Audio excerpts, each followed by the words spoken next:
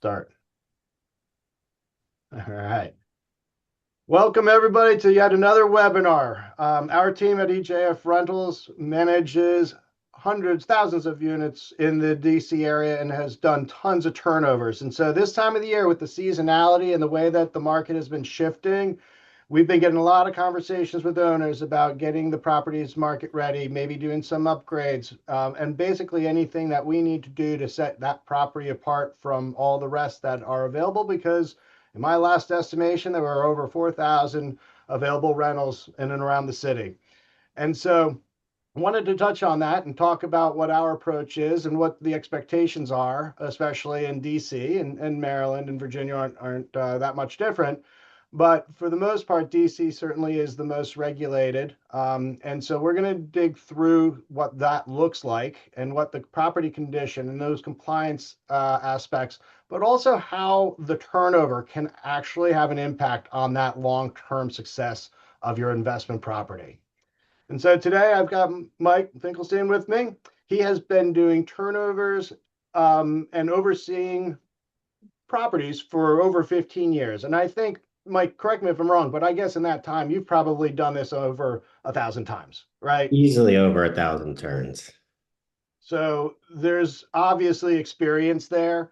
And I've probably done about the same on my side over all the years of experience I've been in this industry and all the properties that we've managed. So we know the difference between what it looks like to get it, legal versus rent ready versus what will actually have those implications long term and creating those good relationships with the tenants.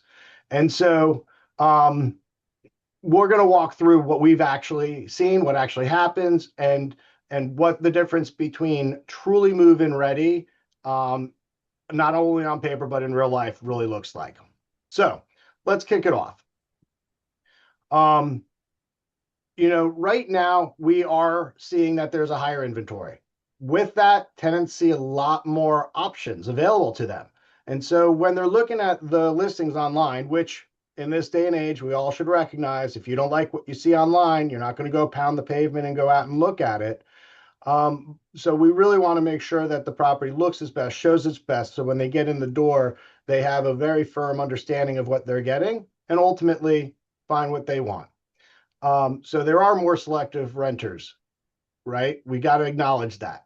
And we have to recognize that the inspections haven't loosened. I'm going to start dropping a couple of inspection lists into the chat. And for all those that are on here, please feel free to drop your questions in to the Q&A. We will have time at the end to answer anything specific that you'd like to go over.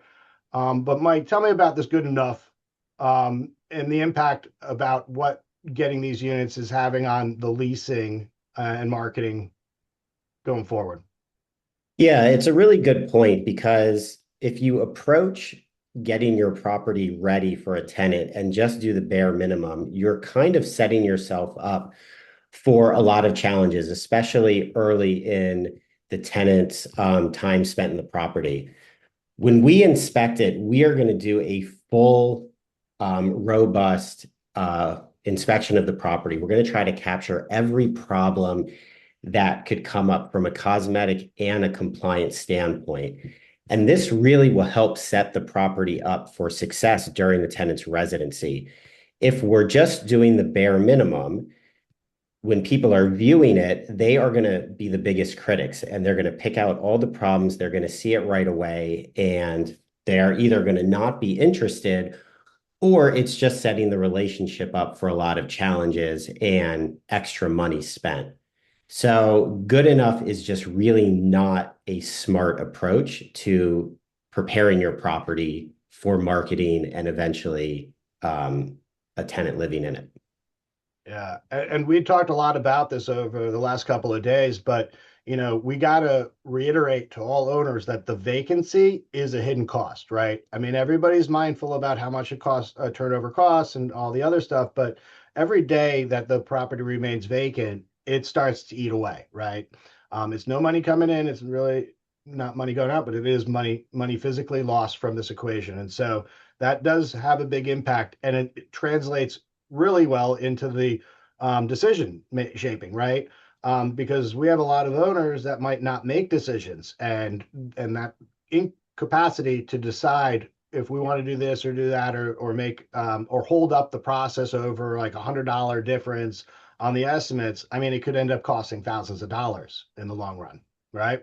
Yeah, it's a great point because, as when you turn your property into a rental, you're essentially starting a business and you have to think of it in the long term. So every day that there is not a tenant in the property is money lost.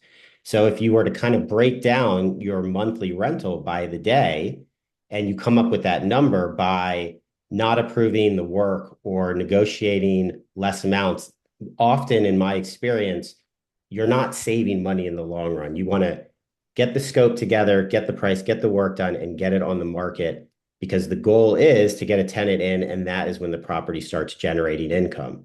So, often you do have to spend more money on the front end, but it's going to save you money in the long term and make you money in the long term.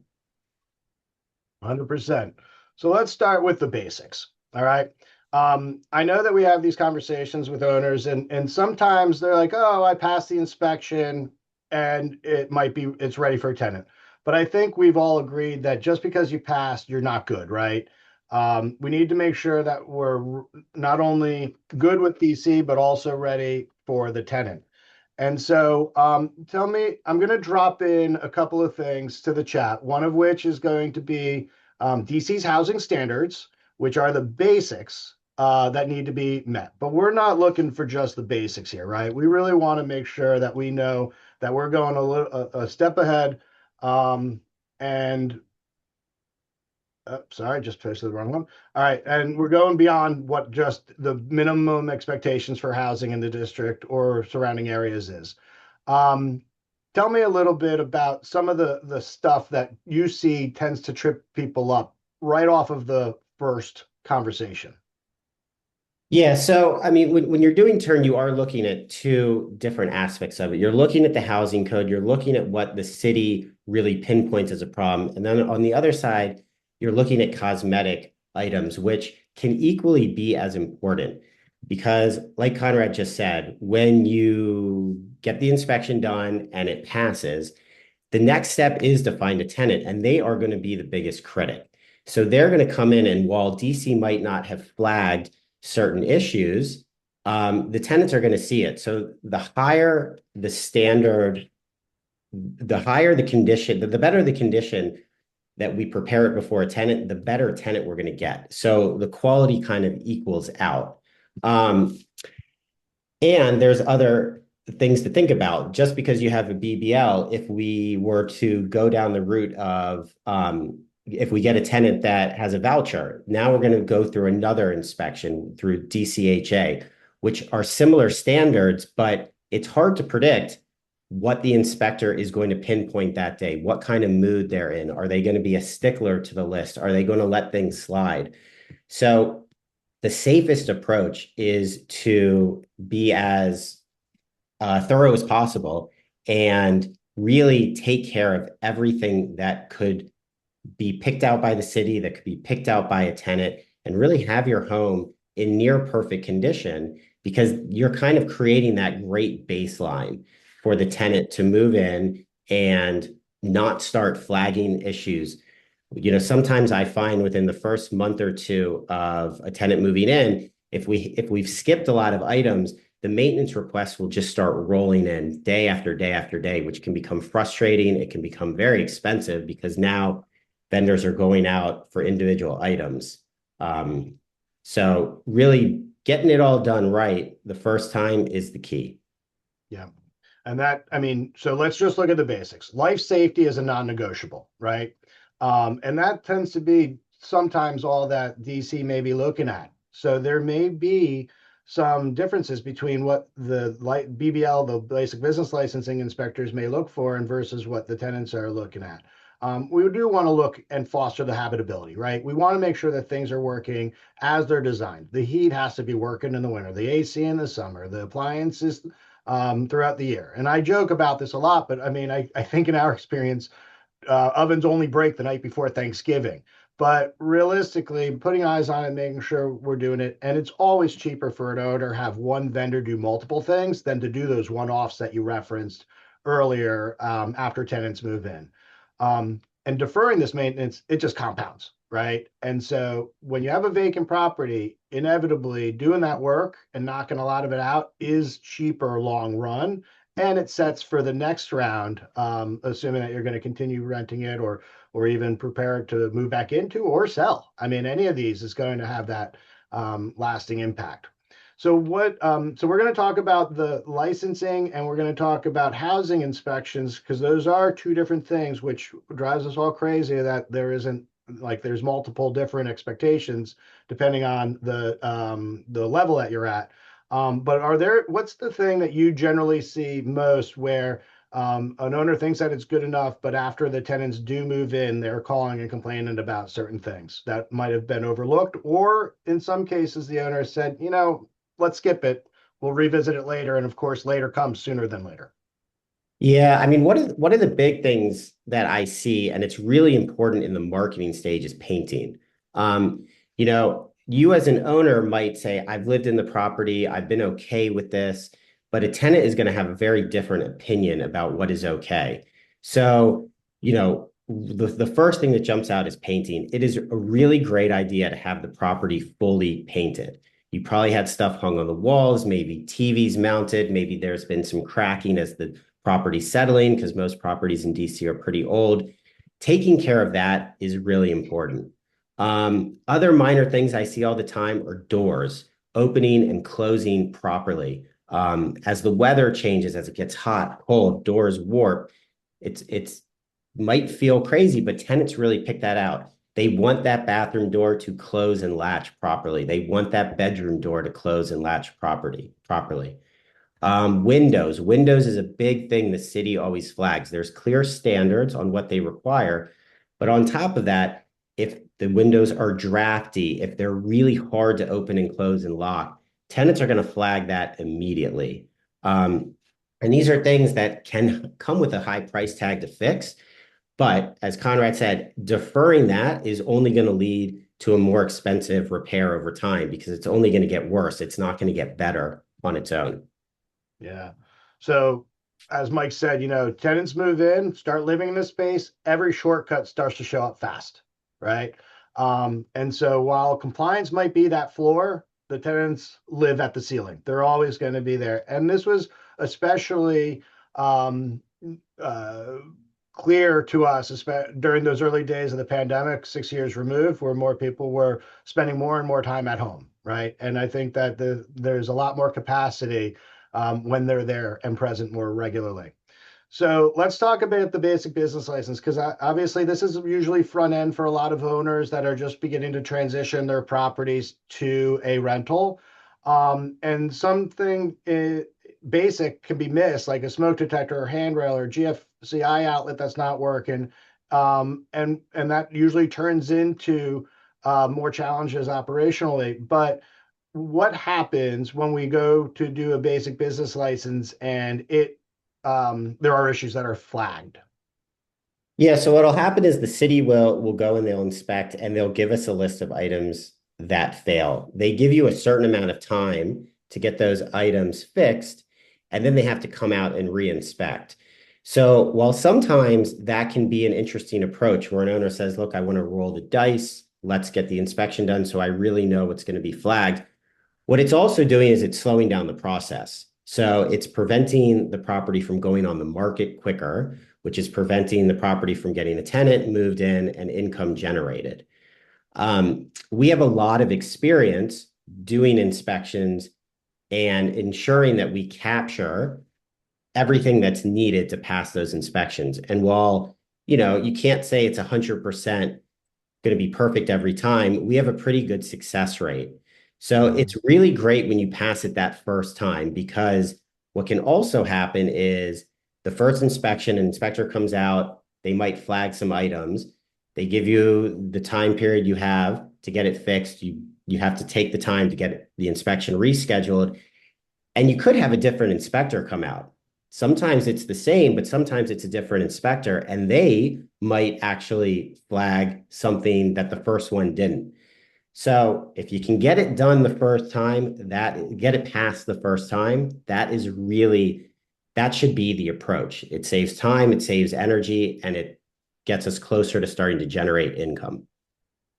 100%. And that's the part that owners don't see ahead of time. It's the domino effect, right? Like one thing starts leading to another. So what I'm going to do is I'm going to drop the BBL checklist into the chat. But I will acknowledge the fact that, there have been situations where even though they're supposed to be working off of this, they find something else. We a lot of times we weigh the discussion of whether or not it's better to have an in-person inspection or a virtual. I think you get more better pass rate on a virtual, but that doesn't necessarily mean that you're always 100%. So our team works to catch those things to make sure that these things don't continue to compound. Um, so housing licensing is one thing, housing is another. And so we've gone back and forth with this because, sometimes those inspections are a little bit different. And I'm sure you've seen this 100 times, but when owners are trying to save money and push things off, it has like that a negative impact, obviously as well. So give us a couple of examples of where these two inspections, and these are DC related, right? This is if a resident is going through the housing program, Section 8, they do have a secondary scrutiny, which I will shoot out as well. But what do you see the differential between those two more often than not? Yeah, I would say that the DCHA inspection is a bit more difficult to pass in the sense of the inspectors are just being a lot more picky on the property. So I love this passing once is not the goal. You can get your BBL, you can get that inspection done, you can sort of do the bare minimum to get there. And then we go to market the property and we have a voucher tenant and we start going through that process. And the inspector comes in and starts flagging totally different items. They could be flagging the walkway leading up to your townhouse because it's cracked, which BBL team might have just totally overlooked. They might start getting more detailed into the functionality of the windows. And while the BBL inspector opened it, closed it, it locked, it seemed fine. Now this DCHA inspector comes in and it's not locking properly. And then they're really getting into it. So um, cutting corners is really dangerous. The other problem we see is just because you have your BBL, once the tenant moves in, if they start having problems and they start flagging things and we are not able to fix them, all they have to do is make one call to the city and now another inspection is going to take place. And that inspector can come out and let's, for example, say the heat wasn't working and we didn't get approval to get it fixed. The tenant calls the city, the inspector comes out, they might look at other items that aren't even related to the heat. Now they might say, oh, that smoke detector is not working. And I see this, and all of a sudden it snowballs into this bad situation because each flag at this point now is going to be a fine. Yeah. So what felt like saving money up front almost always costs more money once somebody's living there. Um, and now, granted, we want to make sure that we're covering these bases because owning properties in the district is a very rewarding opportunity for many of our clients. So we just want to make sure that we're navigating the path to get there and be able to capitalize on those opportunities. So fantastic. So upcoming webinar, because there inevitably will be owners that do wish to sell. A lot of times we do have conversations about the benefits and the potential drawbacks of selling tenant occupied units. So next webinar that we're going to be doing March 11th, we're going to be talking about some things that you should consider before exploring those opportunities. This link goes to our next webinar registry. So feel free to take a quick pick of that, but we'll also be able to send that out as a follow-up to this webinar so that you have access to it and can pre-register for the next session. So let's talk about pre-move and execution because we get all this stuff done. We want to make sure that it is setting us up for success. First impressions go a long way. Now the tenants, when they schedule the appointment, that's where they're starting to read the cover of the book to figure out whether or not this is something that fits for them. But once they've gone through all the paperwork and they've locked in, we want to make sure that we get off on the right foot with them. Because if you don't, if there's stuff that's overlooked, it's almost always going to be an uphill battle regaining that trust.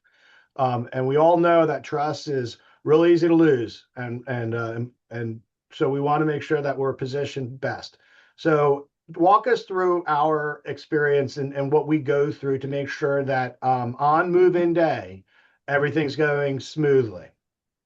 Yeah, I like to start this part with just a little thing I always think about where it's not 100% true, but a better property is going to generate a better tenant. So if the tenant walks into the property,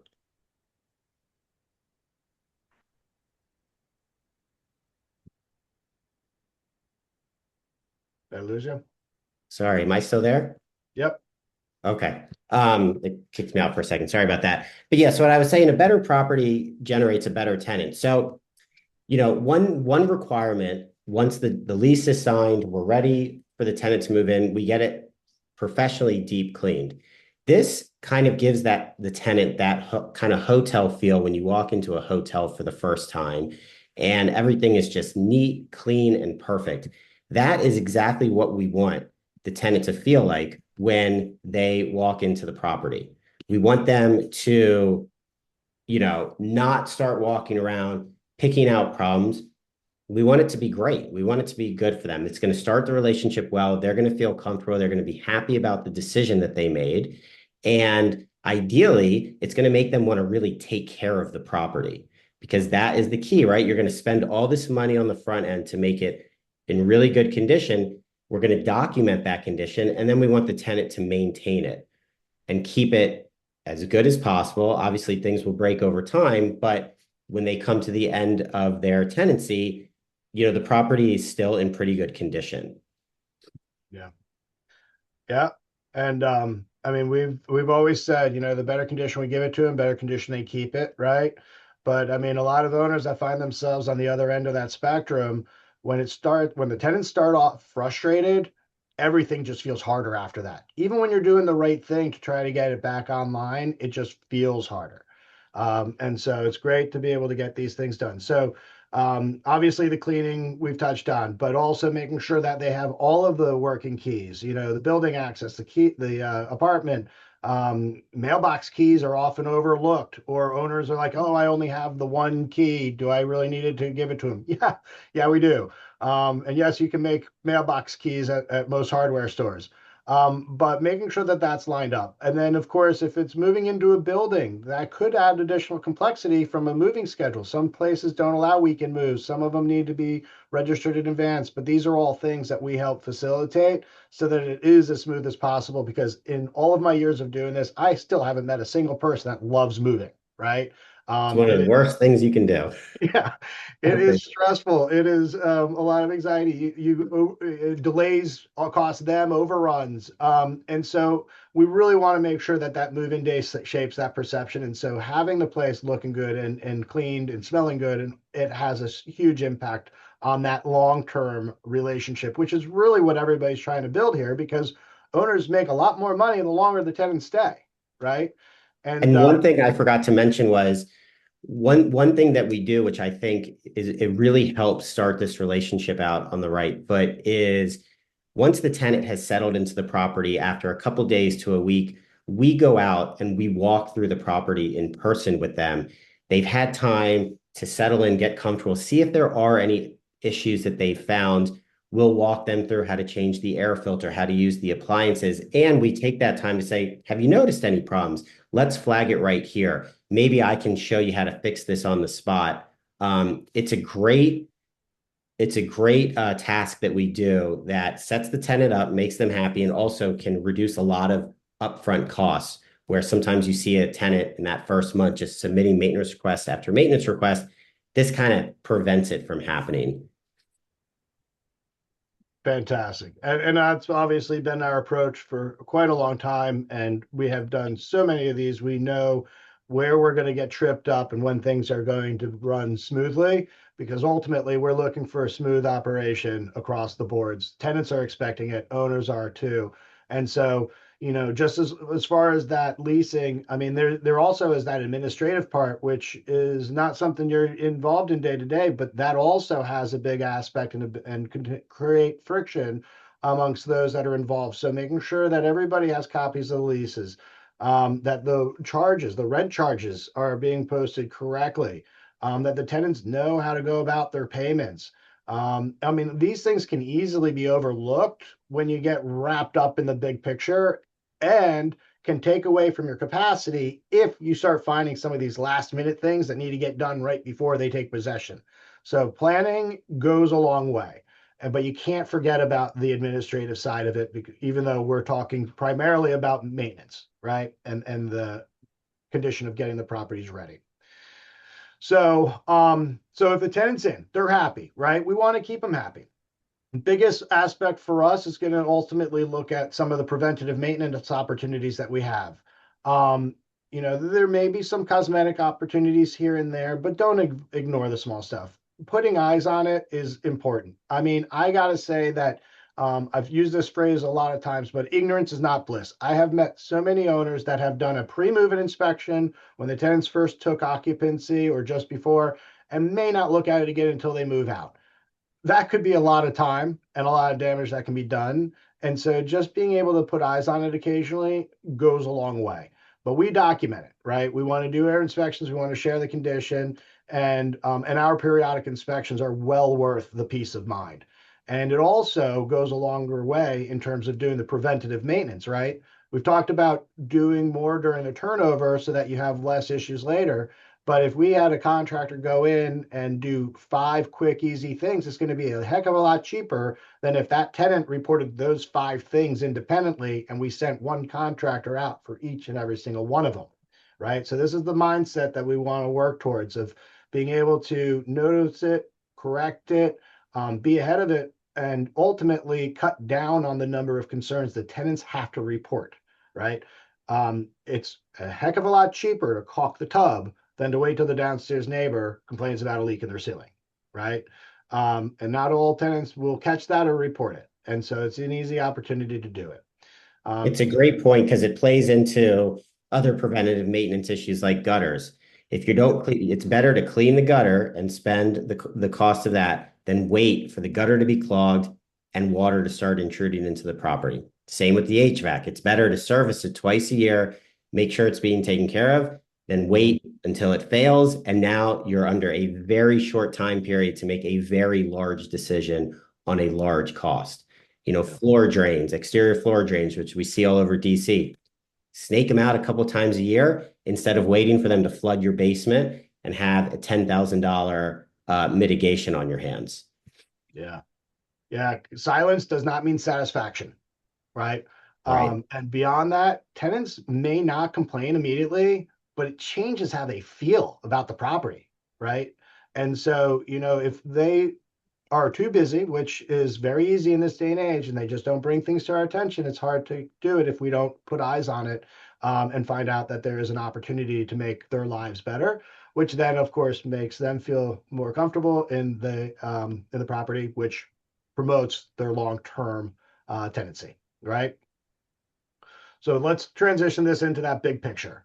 Do more now, deal with less later. I mean, it's a great concept, but it is a byproduct of our preparation, and it's not luck, right? We've done this enough times that we know the difference between getting lucky, because procrastination rarely pays off, and knowing what that looks like. And so the smoothest tendencies that we usually have aren't by accident. They start before the before the lease is even signed, right? And so we will really want to make sure that we work towards that. Fewer service calls, better communication, longer stays. But are in any experience that you've had, Mike, what are some of the best case scenarios where we've had tenants that maybe either started out poorly and improved, or we just got ahead of it and avoided it from ever happening? Well, I mean, again, it goes back to starting that property out in great condition. It is really hard to move a tenant into a property that is filled with what they perceive to be problems and trying to get them reset.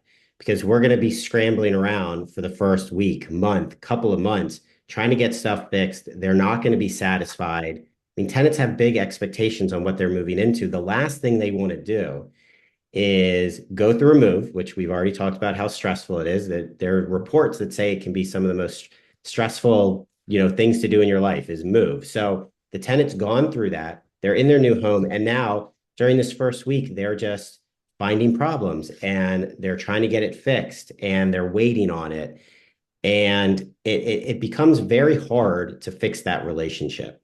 We want the tenant to move in, we want them to be happy, and we want them to stay for years and years. We don't want to keep turning over the property. We want to keep them there. We want to keep the income coming in. So when they move in and the property is in great condition, we're just starting it out on such a good foot that they're going to be thrilled Yeah. and everyone is going to succeed in the end. We're not going to have to keep harassing the owner about another maintenance request and another and another. We're not going to have to keep telling the tenant, hey, we're waiting on approval and we're trying to get this done. We're trying to schedule contractors.